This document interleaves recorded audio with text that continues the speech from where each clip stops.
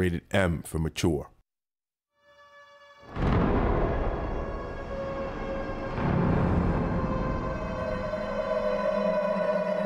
Time stops.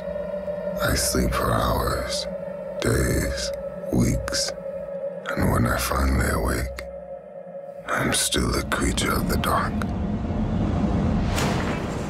Riddick's always been tightly connected to Starbreeze. We had done a few games before that, but Riddick came out and lifted Starbreeze from being a pretty unknown developer to being a world-known developer. So we feel very tightly connected to this brand and franchise.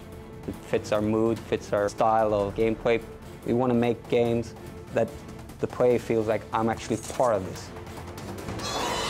Fishback made a pretty big impact because it was a strong character and it was a sci-fi movie that was kind of a bit different. It wasn't that high sci-fi. It was a little bit more gritty and low tech. And it's really down to earth. Everything looks like it has been in use for a long time and that it can take a lot of punishment. It's very hardcore. Riddick is a lone wolf. He's doing his own thing. You don't know why. And that's kind of intriguing. I think that's something that most players want to know more about, but we haven't told more about it. We had this unique blend with stealth, action, storytelling, a little RPG even. It was an emotional roller coaster. Suddenly you had a weapon, you was running around, gunning everyone, and then you got caught. Then you're back trying to sneak around, and I gotta get a weapon again.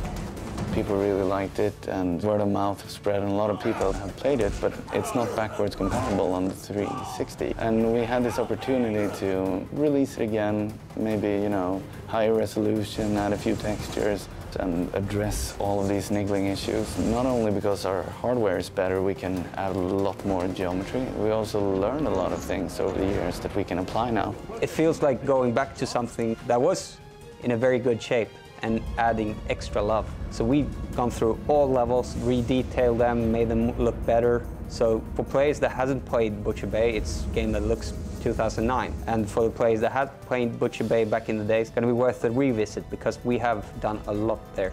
We first thought about extending the Butcher Bay campaign a bit more, but then realized that that would feel tacked on, so we started instead with a small chapter at the end, just a few levels. As the project progressed, we felt that we want to add more to this. Then we were up to 3-4 hours playtime, and we felt that we need more. We need more again. Luckily, we hadn't recorded story, we hadn't cast characters for the roles, so we were pretty free to expand the story and jam in more content there. The Dark Athena took off from there and became something really big. We see Dark Athena as a next chapter in the saga about Riddick. We have built upon the last game, of course. Everything that we have worked on for Athena, every AI improvement, the Riddick character, movement, navigation, everything, it's really impressive. Seeing all these things that we've learned over the years and tying that into a cohesive whole not only strengthens the old game, but we have this new game that's really cool. That's really exciting. What's going on? You afraid? I'm not.